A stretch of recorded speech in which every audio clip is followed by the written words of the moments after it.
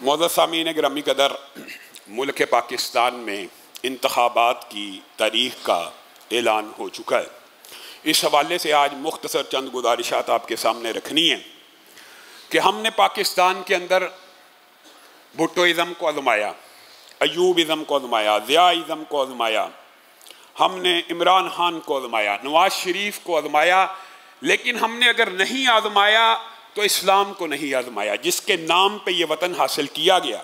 आज मैं दस्त बस्ता तमाम दीनी और मजहबी जमातों के कायदीन से गुजारिश करना चाहता हूँ, अगर आज भी इन 70-75 बरसों के बीत जाने के बाद भी आपने मज़ीद तजर्बे करने हैं और मज़ीद इलेक्शन में कूद कर नए नए तजर्बात अभी मज़ीद करने, 75 बरस से जो सबक हमको और आपको मिल गया है उससे नहीं सीखना और मज़ीद तजर्बे करने हैं तो करते चले जाएं।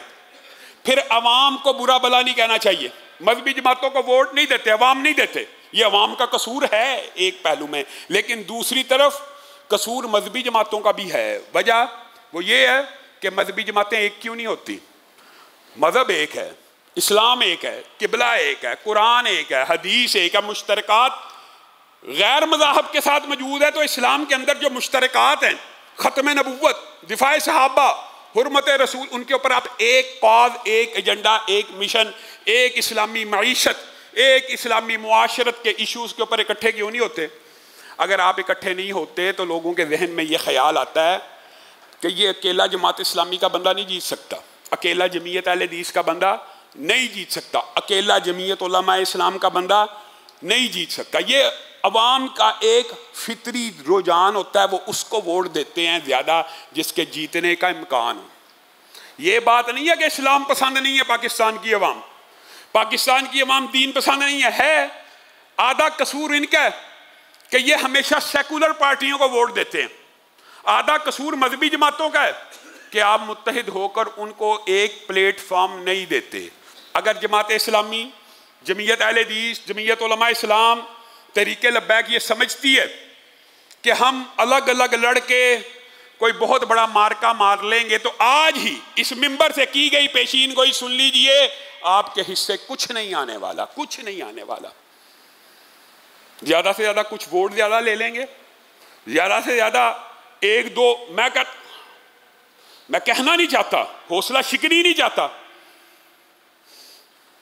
इम्कान तो एक दो का भी नहीं है पंजाब से।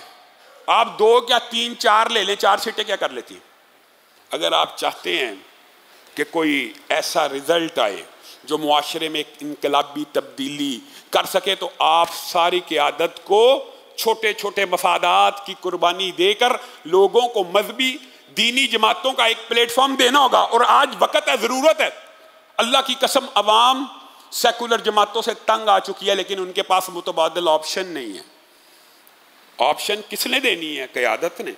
अगर मजहबी रहनुमा आज संजीदगी से सर जोड़कर इस बात के ऊपर ना बैठे तो ये बात लिख लीजिए, हर जमात चंद हज़ार वोट ज़्यादा तो ले लेगी क्योंकि अवाम परेशान है सेकुलर जमातों से, लेकिन सीटें इतनी नहीं जीत सकती कि कोई मुआशरे में खातर हा तब्दीली लेके। और फिर छोटी दीनी जमातों से और छोटे मजहबी ग्रुपों से के ऊपर आपको इतराज़ भी नहीं होना चाहिए।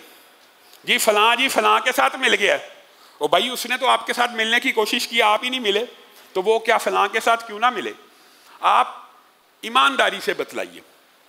वो मजहबी जमातें और दीनी जमातें जिनकी ख्वाहिश है कि सारी दीनी जमातें एक हो जाएं और दीनी जमातें एक नहीं होती, तो फिर उनके पास क्या ऑप्शन है?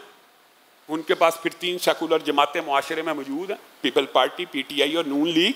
उनमें से वो जमातें उन्हीं के साथ पैचअप करेंगी जो उनकी कौम को, उनके मसलक को, उनके मफादात को ज़्यादा सपोर्ट करेगा और ज़्यादा अकोमोडेट करेगा। ये आम फहम बात है, ये रॉकेट साइंस नहीं है, ये नॉर्मल बात है। फिर क्या करेगा? दीनी जमातें एक नहीं होती तो वो क्या करेगा? वो ला महल्ला इन्हीं तीनों पार्टियों में से एक पार्टी की हिमायत करेगा। फिर आप उसको ताने देंगे कि सारा जनाब सेकुलर के खिलाफ बात करते हैं और इंतखाबात में इत्तेहाद। तो भाई जब आप लोग इत्तेहाद नहीं कर रहे तो इन जमातों ने फिर किसी ना किसी पार्टी से तो इत्तेहाद करना है। तो आज वक्त आ चुका है कि मजहबी जमातें एक प्लेटफॉर्म पे इकट्ठी हो जाएं और आप लोगों को भी हैरान हो जाता बंदा। चलो हमारे मरकज़ के अंदर और इस मिंबर का तो एक ट्रेंड मौजूद है, लेकिन मुझे कई उलमा बताते हैं, अल्लामा साहब आपकी गुफ्तगू जो होती है हमारे दिल पे असर करती है। एक दिन हमने अपनी मस्जिद में ये बात कही, उन्होंने हमें कहा जी मौलवी होके मिंबर रसूल पे सियासत कर रहा है। ये जो प्रोपोगंडा है, अल्लाह के लिए कम अज़ कम इस प्रोपोगंडे को जहन से निकाल लीजिए। रसूलुल्लाह सल्लल्लाहु अलैहि वसल्लम सिर्फ मिंबर के इमाम बन के नहीं आए, रियासत के इमाम बन के भी आए हैं, सियासत के इमाम बन के भी आए हैं। तख्ते रसूल जो है, खिलाफत रसूल जो है, उसके वारिस कौन है? क्या उलमा अंबिया के जो वारिस हैं वो सिर्फ मिंबर रसूल के वारिस हैं, सियासत रसूल के वारिस नहीं है, मुआशरत रसूल के वारिस नहीं है, तख्ते रसूल के वारिस नहीं है, खिलाफत रसूल के वारिस नहीं है? ये गुफ्तगू अगर मौलवी मिंबर से नहीं करेगा, लोगों के जहन में जो सरमायादाराना निज़ाम ने एक गलत प्रोपोगंडा और गलत ब्रीफिंग डाली हुई है।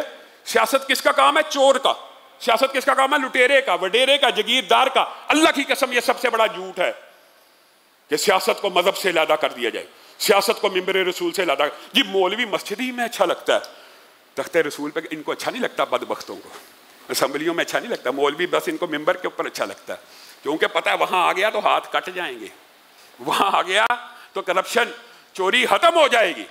तो लोगों के अंदर ये अवेयरनेस भी किसने फैलानी है? आप लोगों ने फैलानी है। इबलाग करें कि जैसे मिंबर रसूल का वारिस आलम दीन है और मिंबर रसूल के लिए आपने शराइत सख्त रखी हुई हैं कि शराबी, जानी, फराडिया, चोर मिंबर रसूल पे खड़ा ना हो, इसी तरह तख्ते रसूल और खिलाफत रसूल के ऊपर भी क्राइटेरिया बना लीजिए कि तख्ते रसूल के ऊपर भी, खिलाफत रसूल के ऊपर भी आज के बाद उसको बैठने देंगे जो जुम्मा पढ़ाने की अहलियत रखता है, जो फजर पढ़ाने की अहलियत रखता है। हमारे हुक्मरान देख लीजिए, 75 बरस में कोई एक भी ऐसा है जो जुम्मा पढ़ा सके, फजर की इमामत करा सके।